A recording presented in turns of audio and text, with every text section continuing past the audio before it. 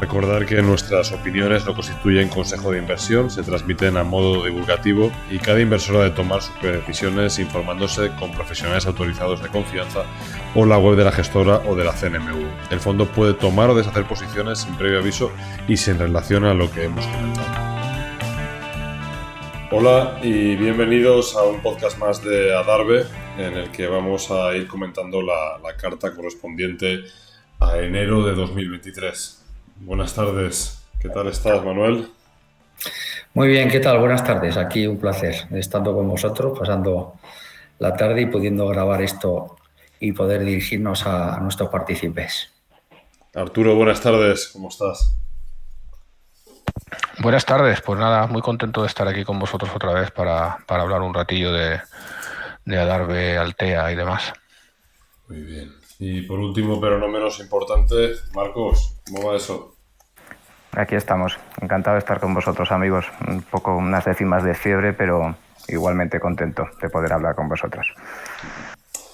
Muy bien, pues bueno, hemos publicado la carta correspondiente a enero de 2023. Es una carta en la que hemos intentado dar un punto de vista, ¿no? Quizás un poquito más optimista respecto a lo que se suele, digamos, escuchar en esta época de tanta incertidumbre y en el que parece que las noticias negativas pues pesan tanto, ¿no? Hay un poco pues abríamos la carta pues comentando también la famosa viñeta de Charles Schulz, el historietista del padre de Snoopy, cuando estaban ahí sentados enfrente en una especie de muelle de bahía y le decía a Charlie a Snoopy, algún día tenemos que morir. Y le dice Snoopy, dice, cierto, pero los otros días no.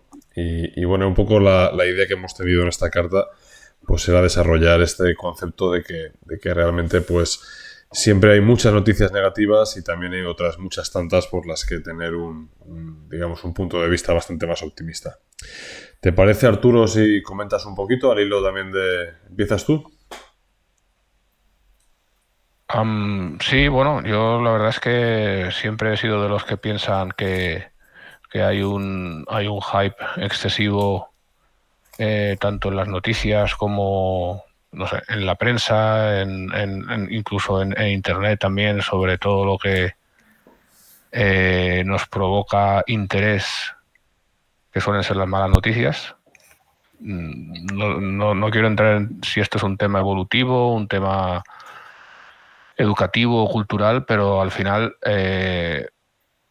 sí que es cierto que si uno ve, no sé, los telediarios o lee la prensa o lo que sea, pues siempre hay un sesgo muy grande hacia catástrofes, riesgos, malas noticias y salvo alguna victoria deportiva que en el gran plan de las cosas es totalmente irrelevante, pues lo único que parece que interese es pues eso, discusiones y desencuentros y riesgos, ¿no?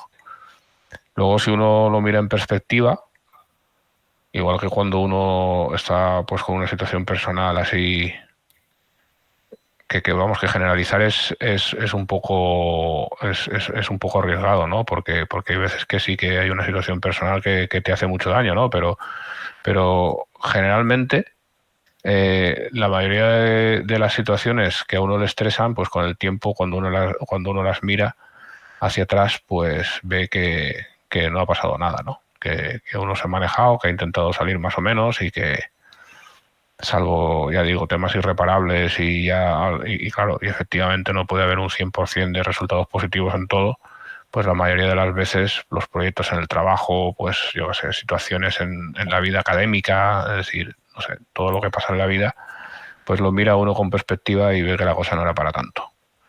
Entonces, claro, el tema es que esta ansiedad que provocan, ¿no?, este aluvión, ¿no?, de riesgos y malas noticias, pues nos puede afectar y nos puede llevar a tomar decisiones precipitadas, ¿no? Y realmente yo creo que es mucho más útil el no hacer demasiado caso. Había alguien que decía que leía los periódicos con 3 meses de retraso y así pues para ponerse un poco en perspectiva. Y es gracioso, pero tiene su tema, su semilla de verdad, ¿no? Es decir, entonces, pues bueno, yo creo que eso es lo que hemos intentado comunicar, que no hay que hay que un poco pues dar un paso atrás, darse cuenta de que el mundo en general cada día va mejor.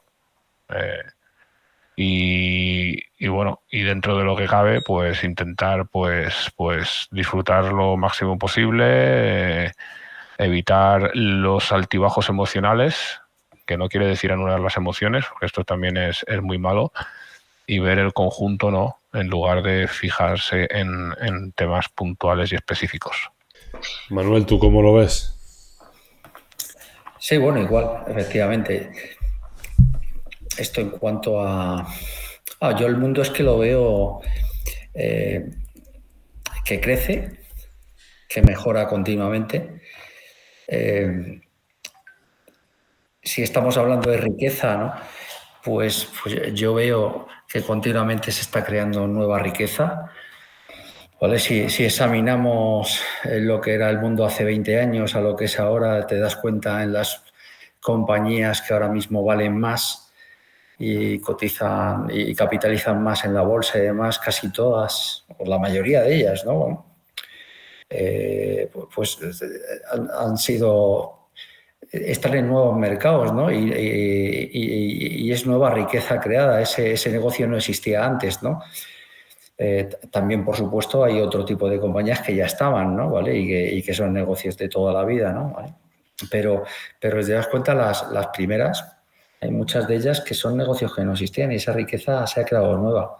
Entonces, lejos de pensar que es que el mundo tiene una cantidad de riqueza para repartir de forma igual entre todos y unos se llevan más y otros menos, yo pienso, soy más positivo, se puede crear riqueza.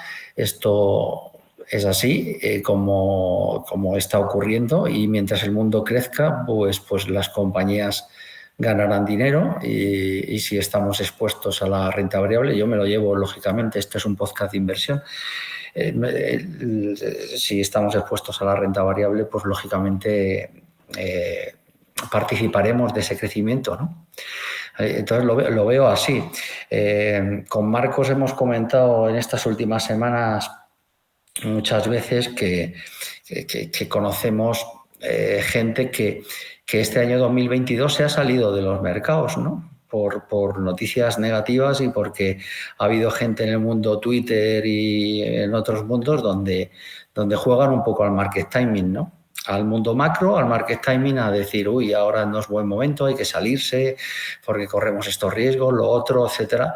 Y lo que demuestra la historia es que realmente si quieres comerte lo bueno de la renta variable, también tienes que estar en los momentos malos y que nadie es capaz de acertar sistemáticamente. Siempre hay alguno que acierta una vez y además lo proclama a los 7 vientos, pero luego sistemáticamente no lo hacen, ¿no? Entonces, jugar a eso y quedarse fuera, yo creo que es que no está bien, no es una buena decisión si solamente lo hace por esos motivos, lógicamente, ¿vale?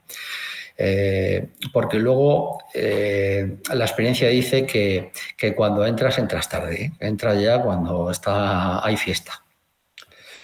Y bueno, pues yo lo veo básicamente así. Y Marcos, ¿tú cómo lo ves? Bueno, básicamente tanto Arturo como Manuel ya han hecho ya el resumen, ¿no? Para más llevarlo al tema de los mercados y lo que estaba comentando un poco Manuel ahora mismo, pues nosotros a lo mejor con el tema de los modelos o de ver con perspectiva los mercados hemos visto, ¿no?, que las cosas han tenido, pues una vez más, ¿no?, esa llamada dispersión y eso que muchas veces comentamos, ¿no?, que Arturo y Manuel tienen ahí, aprovecho para comentarlo, una charla en Value School de las más valiosas que puede haber, no es porque lo hagan ellos, pero yo es que las que más repito, en la que vemos que la verdadera diversificación estructural está dentro de la propia renta variable, ¿no? Y si alguien, por ejemplo, estaba sesgado hacia una metodología value, pues ahora mismo es que estábamos en máximos históricos. O sea, que quiero decir que ha ido bastante bien, ¿no? Y nosotros en los modelos que hemos podido ver que tienen un poco ese sesgo, pues hemos visto, ¿no?, cómo la cosa iba, bueno, pues algunos iban, digamos, de una manera y otros iban pues sacando en positivo. Comentábamos en la carta que más de la mitad del Dow Jones Industrial, o sea, nada raro, terminó el año pasado en positivo. Y leí el otro día que el 60% de todos los valores del S&P 500, o sea, terminaron por encima del índice, como comentaba antes Manuel, ¿no? O sea, como hemos venido muchos años, ¿no?, de una determinada metodología y de índices de los cuales participo, pero estaban, digamos, a lo mejor muy sesgados en un sentido, pues ha parecido que las cosas iban regular. Y como comentaba antes Arturo, esto unido a que en los medios pues solamente aparecen las noticias negativas, nadie habla todos los años de las personas que gracias a la ciencia, ¿no?, pues se salvan, viven mejor, el mundo crece, eso no aparece en ningún sitio, pues llegamos a tomas de decisiones pues que son totalmente emocionales y que, como siempre, pues nosotros comentamos que si llevamos un proceso definido, a la larga pues las cosas no irán mal. ¿Tú cómo lo ves, José? Pues sí, hombre, yo creo que hay un tema que es fundamental, ¿no? Yo creo que el ruido es tremendamente nocivo para cualquier persona en general y para los inversores especialmente en particular, ¿no? Yo creo que aislarse del ruido y tener un pensamiento, digamos, más pausado, más calmado, yo creo que es algo básico, ¿no? O sea, es decir, por la sencilla razón de que uno se puede ver, como bien decía antes Arturo, se puede ver influido por una serie de noticias, digamos, negativas, por una serie de acciones, como tú también decías, de otros inversores que hay que estar fuera de los mercados porque ahora viene una recesión tan grande que no se ha visto desde el crack del 29, esto es lo mismo que 2008. Yo creo que cuando yo en mi experiencia miro atrás, ¿no?, que hacerse mayor pues tiene muchas cosas malas y también tiene alguna que otra cosa buena, ¿no?, como puede ser haber vivido situaciones un poco parecidas. Yo no recuerdo vivir ningún año en el que hacia adelante no hubiera incertidumbre, ¿no?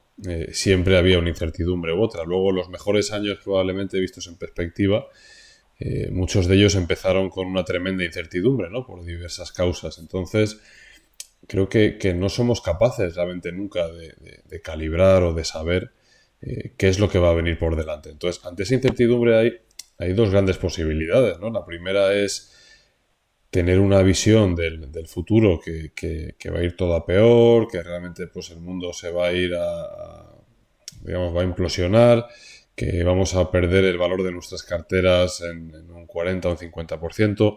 Y todas estas cosas, por supuesto que pueden suceder. Y en la vida de un inversor, pues nos guste más o menos, en algún momento probablemente pues nos tocará vivirlo, ¿no? Si en ese momento pues tienes la suerte de tener buenos ingresos y capacidad de inversión, te podrás aprovechar y hacer las mejores inversiones probablemente de toda tu vida. Y si por el contrario pues te pilla en un momento más vulnerable, pues tendrás que apechugar, ¿no? Es decir, tendrás que llevarlo pues de la mejor manera posible.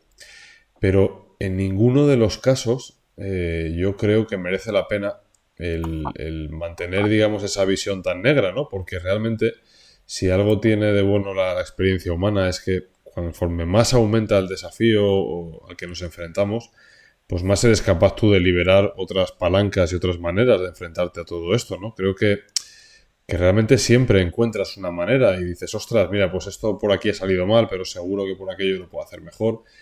Entonces, si lo aterrizamos totalmente en el plano de las inversiones, ¿por qué si mi estrategia que yo había creado durante muchos años atrás, que la había creado sabiendo que pudiera haber momentos de gran incertidumbre, con grandes caídas, ¿por qué la voy a alterar, ¿no? ¿Por qué me voy a martirizar con ese cilicio de decir, ostras, que mal está todo y demás?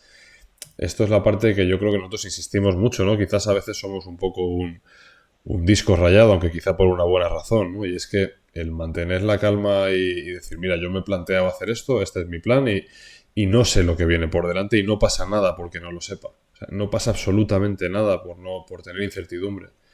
Y luego, lógicamente, pues si yo veo que me está afectando demasiado, pues estar viendo continuamente en el noticiario pues todas las catástrofes que hay y demás, y como yo he tenido conversaciones, ¿no?, con gente que realmente le estaba empezando a afectar ya de una manera pues muy fuerte, incluso hay gente que con el tema del cambio climático y demás pues llega a tener unas digamos, impactos emocionales muy fastidiosos, ¿no? Es decir, entonces yo siempre he pensado que afortunadamente, pues como seres humanos tenemos mucha capacidad digamos, de afrontar la adversidad y puestos a afrontar la adversidad, mejor hacerlo con un cariz positivo, ¿no? Yo hay una cosa y termino ya, que me parece muy interesante, y es que el riesgo percibido que teníamos la mayoría de nosotros en 2019, en un momento en el que la mayoría del mundo vivía pues una época más o menos normal, era muchísimo más bajo que vivirías en mayo de 2020, cuando ya, pues prácticamente en junio, cuando ya estábamos inmersos en una situación muy complicada.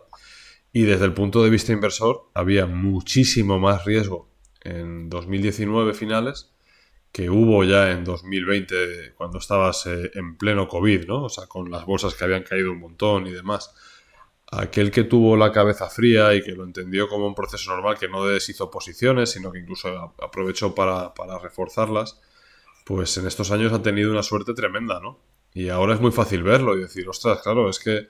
Pero realmente eso es lo que ha marcado la diferencia. Entonces, nosotros sí que insistimos mucho en esa parte de tratar de educar un poco en la medida que nosotros podemos, que tampoco somos ninguno grandes sabios, ni mucho menos, pero quizás por haber tenido pues más cicatrices, ¿no? Ya en el cuerpo, por haber pasado por algunos momentos complicados, pues yo creo que sí que es importante tratar de transmitir ese mindset o esa manera de enfrentar el mundo, en el cual, oye, pues con lo que tenga voy a tratar de hacer lo mejor que pueda, ¿no? Y bueno, así haciendo una larga historia corta, pues esa sería un poco la opinión mía. Eso que comentas, José, me parece muy interesante. Mira, no hace mucho comentaba con Manuel que había tenido una conversación en la que alguien me comentaba lo importante que era preservar el capital. Y yo le preguntaba también a él qué era para él el tema de preservar el capital, porque él se comentaba que con estos tiempos de incertidumbre, pues poco más o menos que estar invertido en bolsa, pues que era un riesgo. Y claro, esto también, pues como tú acabas de decir, pues quizás a lo mejor sea una perspectiva, una filosofía de ver las cosas, porque en ese sentido, para mí estar invertido en activos reales, pues es la mejor manera, ¿no?, de preservar el capital. Todo puede ser como veas la perspectiva de cómo veas la inversión, de cómo la veas a largo plazo, con un proceso, como siempre comentamos, y con una esperanza positiva, vuelta otra vez un poco al mensaje de la carta, pues pensamos que las cosas no van a ir mal.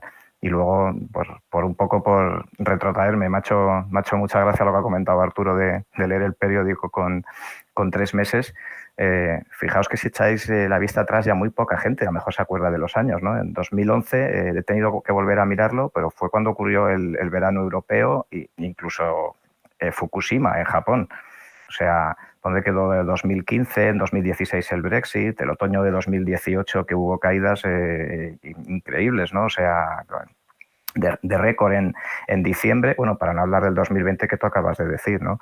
Bueno, pues todos esos años han sido, desde mi perspectiva, bastante peores que este, con todo lo que se pueda decir, pero teniendo en mente que donde estás, oye, pues estás en compañías que lo que hacen es dar un servicio a la sociedad, pues yo entiendo que con eso pues podemos estar lo suficientemente tranquilos siempre que estemos, pues como siempre comentamos, diversificados. Marcos, ¿y qué me comentas de esta persona? No recuerdo dónde lo leí, que decía, ¿cómo puede ser que los mercados ahora europeos estén hacia arriba, ¿no?, en este comienzo de año 2023 con la inflación como la tenemos, ¿no? Es lo natural. Para muchas compañías, claro. Pues para todos aquellos que suban los precios y se los metan dentro, ¿por qué iban a caer, ¿no? Es que hay veces, quizás a lo mejor eso sea pues todo el sesgo, ¿no?, de que demasiados años, ¿no?, con una política a lo mejor de tipos ceros o casi negativos, ¿no?, pues oye, pues que ha hecho que ciertas compañías o cierta metodología de inversión, ¿no?, pues se haya visto en un sentido y uno ya pues maneje, digamos, situaciones en su cabeza de que las cosas si van, o sea, suben pues porque no hay inflación, ¿no? Que se lo digan a los japoneses. Los japoneses cuando cayeron desde finales del 89, cuando cayeron fue porque lo que hubo fue una gran deflación, que nadie la descuenta a la hora de decir, mira cómo está la bolsa de Japón, ¿no? Claro, es que lo que pasó es que hubo, o sea, de la hiperinflación, pues se pasó esa delgada línea roja a una gran deflación. Y bueno, y para ya comentaremos, ¿no?, durante el día de hoy, pero por ejemplo países que están sometidos a una deflación una hiperinflación y a una devaluación de sus divisas muy muy fuertes, como puede ser Argentina o Turquía, pues sus bolsas en euros, o sea, en divisa y en dólares, pues han subido. O sea, sin más. Es que me parece casi hasta lo lógico y lo normal de entender así. Claro, es que si te sube en el supermercado la leche, es porque la compañía que fabrica la leche o los envases a lo mejor ha subido su precio también, ¿no? ¿No? Lógicamente, no a lo mejor, ha subido su precio. A él le habrá subido los costes, pero los ha trasladado, ¿no? No digo con esto que ganen más las compañías y demás, pero sí que es evidente que, bueno, habrá algunas que más, otras que menos, pero sí es evidente que estar expuesto a estos beneficios de las empresas, ellas lo trasladan, ellas la inflación, quien puede trasladar los precios lo hace. Pues por eso crece también la renta variable, entiendo. O sea, no tiene por qué haber una relación directa inversamente proporcional entre lo que es la inflación y los mercados, ¿no? Bueno, volvemos una vez más a la diversificación estructural dentro de la propia renta variable. Pues igual que muchas compañías, cuando subieron los precios del gas y de la electricidad en Europa, y compañías que eran muy electrodependientes, pues cayeron muy fuerte. Y como hemos estado viendo, y a medida que el precio del gas y del petróleo pues han ido cayendo, pues esas compañías han ido subiendo en línea recta. Todo lo que habían bajado pues se lo han subido en línea recta. Es poco más o menos que normal. Otra cosa es luego que se combata la inflación real, ¿no? Pero como nominal, o sea, sin más, pues obviamente si tienes un número cada vez más grande en tu papel, pues obviamente es casi lógico, ¿no? Pensar que ese número se traslade. Pero bueno, pues va en a qué se puede dedicar la compañía, los bailes que pueda tener de que unas se puedan ver más perjudicadas, otras menos, pero una vez más, para eso está la diversificación. Pero ahí están un poco los efectos de segundo orden, ¿no? O sea, porque, no sé, las compañías que, como decís, puedan trasladar las subidas, pues bien, pero claro, si luego sus clientes o los consumidores o lo que sea no tienen capacidad para asumir esas subidas, pues bueno, a lo mejor son temas necesarios, ¿no? Por eso pueden trasladar las subidas o su perfil de público es insensible a los precios, pero luego lo que sí que puede hacer es que sufra otra parte de la economía, ¿no? O sea, otras empresas o otros, porque evidentemente, pues claro, si a ti no te han subido el sueldo lo mismo que te suben los gastos, pues primarás lo que es más necesario y dejarás de gastar en lo que es menos necesario, ¿no? Entonces yo creo que ahí sí que le veo una cierta relación, ¿no? al tema de la inflación, ¿no? Y ya digo que no es lo mismo, lo hemos hablado a veces, que no es lo mismo la inflación como la que hay en Estados Unidos, que está producida mucho pues porque están subiendo los sueldos, porque hay una escasez de oferta, de demanda de trabajo, digamos, que en Europa, ¿no? Que en Europa no se ve esto tan claramente, ¿no? O sea, en Europa hemos tenido otros problemas y bueno, que sabemos, ¿no? Pero no está muy claro que la línea que llevamos pues los vaya a solucionar o los vaya a hacer peor, ¿no? Así es, Arturo. De eso se trata también, y de ahí está la dispersión de rentabilidades, ¿no? Habrá compañías que lo ganen claro, y se vean, y habrá otras compañías en las que no. Sí, y puede resultar en que las compañías más fuertes pues se queden con un trozo más gordo del pastel, ¿no? Siempre hemos dicho, ¿no? que en las crisis, ¿no? Es bueno, un poco parafraseando a Buffett en esto de que cuando baja la marea se ve quién iba desnudo, pues en las crisis los más fuertes, los que están más capitalizados, los que son más eficientes, los que pues sobreviven y se pueden llevar parte del mercado, ¿no? De todos los que no están preparados para resistir. Sí, y además, fíjate, como prueba el 2022, la dispersión de rentabilidades. Brutal, ¿no? Entre un tipo de compañías y otras. Justo al revés que como era en 2021, ¿no?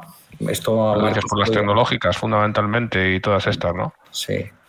Bueno, pero esto ahí sí que está muy relacionado al tipo de interés, ¿no? Porque las empresas de mucho crecimiento son como cupones de larguísima duración, ¿no? Y entonces, claro, cuando subes el tipo de interés son los que más bajan, evidentemente. Así es. Exactamente. Así es. Y luego, pues lo que comentabas, ¿no? Alguna vez se ha leído, ¿no?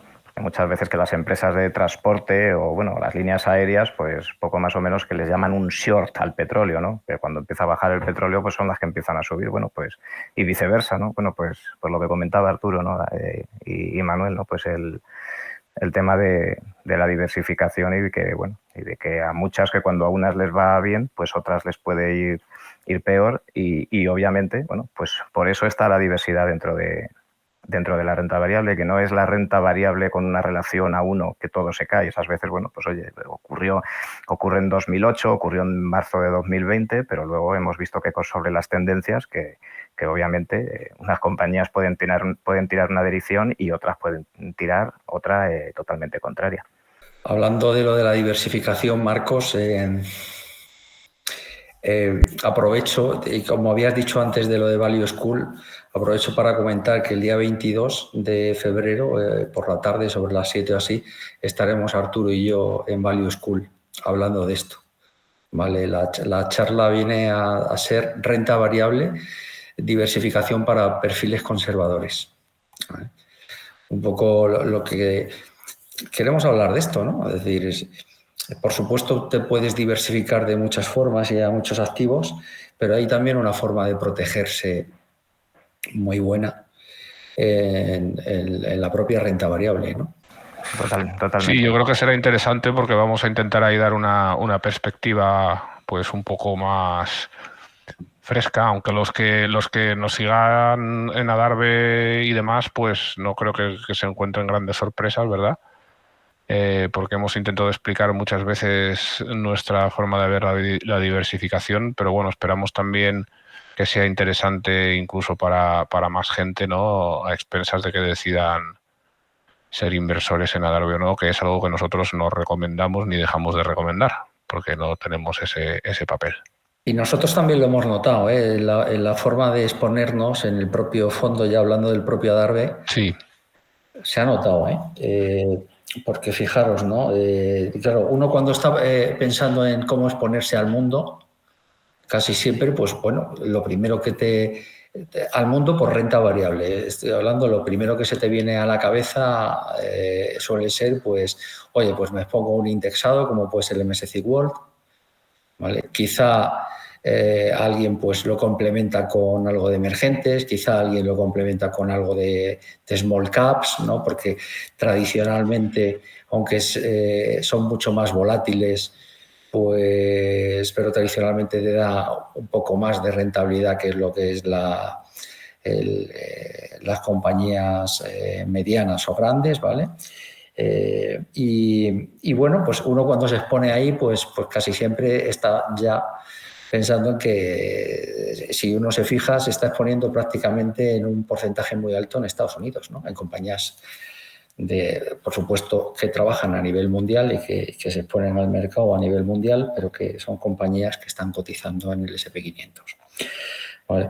Nosotros hace un mes, si alguien, bueno, se ve en la propia carta y se ve también en datos que son públicos, en Morningstar y demás, se ve cómo nosotros estamos expuestos a Turquía, pues prácticamente más del 20%. ¿Vale? Bueno, pues eso es una forma un poco distinta, ¿no? ¿Sabes? De cómo estaban expuestos los demás, ¿no? Simplemente es una forma distinta, ¿vale? Pero luego nuestros propios modelos nos han estado llevando ahora a otros mercados, ¿no? De hecho, ahora la exposición en Turquía no es tan alta. De hecho, ahora es incluso menor al 5%. Y nos estamos exponiendo más a UK o a Hong Kong, que ahora pesan prácticamente el 10% cada una, ¿no? Pues esto, ¿por qué es? ¿Ves? Esto es Adarve en sí, ¿no? O sea, nosotros no hacemos nada macro, no es que digamos, uy, este mercado lo va a hacer mejor o lo va a hacer peor, no, sencillamente nuestros modelos nos dan selección de compañías, y a veces nos la daban de Turquía y ahora nos las están dando de estos mercados. Sencillamente es esa la cuestión, ¿no? Pues sí, esto yo creo que es lo que a veces también hablamos como yo lo llamaría la prima de oportunidad, ¿no? Es decir, tú puedes estar expuesto a la renta variable. Normalmente, a la larga, es muy difícil separarse de lo que hace el mercado, salvo que asumas unos riesgos muy grandes y por la ley de los grandes números, pues siempre va a haber alguien que asuma un riesgo muy grande que le vaya bien y nunca nos enteraremos del que le fue mal. Esto es un poco paradójico sobre lo que hablábamos antes. Para estas cosas, salvo si eres alguien que le ha ido muy bien, ¿no? Estilo algún deportista de estos caído en desgracia, que se ha arruinado o algo así, pues normalmente todos los que asumen muchos riesgos y desaparecen, pues nadie los conoce. Pero sí que nos gusta hablar de Buffett o de Soros o de Paulson. El Miller también es un legendario gestor de fondos y algunos de ellos, pues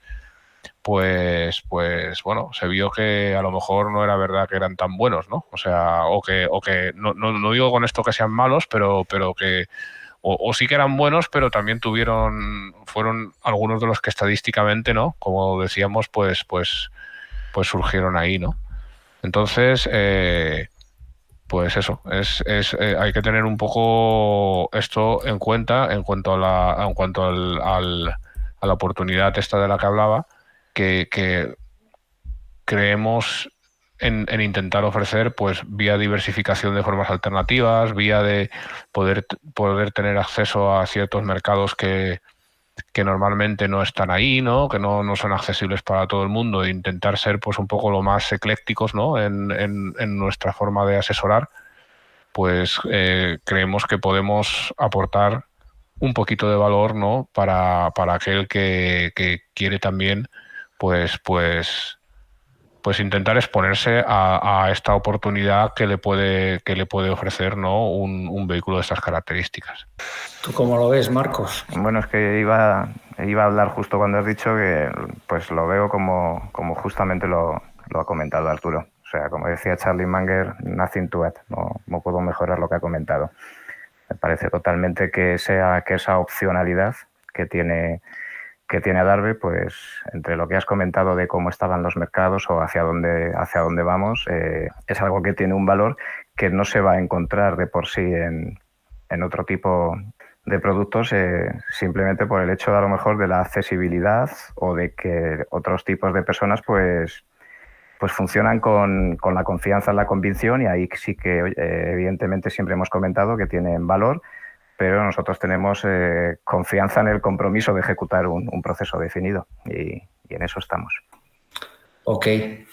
Bueno, recordar también que siempre en nuestras cartas aparecen los ratios, ¿no? Vale, que los representamos en modo percentil.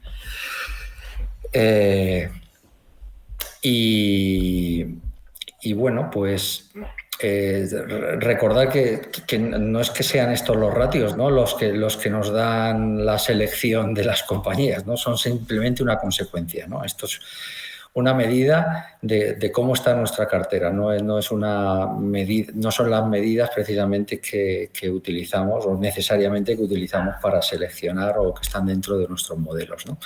Aunque sí es muy representativo, como se puede ver, ¿no? O sea, el primer ratio que representamos es el del margen bruto, ¿no? La mediana de nuestras compañías tienen un margen bruto mayor del 45%. ¿Vale? El ROIC, ¿no? Como sabemos, la rentabilidad, ¿no? Según lo que son los activos invertidos, ¿no? ¿Vale? Que estamos hablando de que la mayoría de las compañías tienen al menos un 13%, ¿no? de ROIC, donde incluso hasta el 25% de las compañías que tenemos en cartera tiene un ROI de más del 26%, ¿no?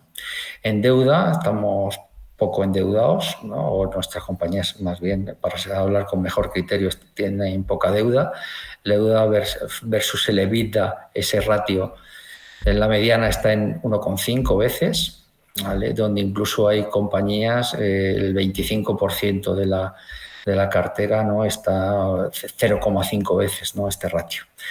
El crecimiento de los beneficios, ¿no? De los últimos 5 años la mediana está en el 4,9%. Y si hablamos de un ratio que se suele utilizar mucho pues para saber si está cara o barata la cartera, como puede ser el Enterprise Value versus el EBITDA, la mediana está en 5,5 veces.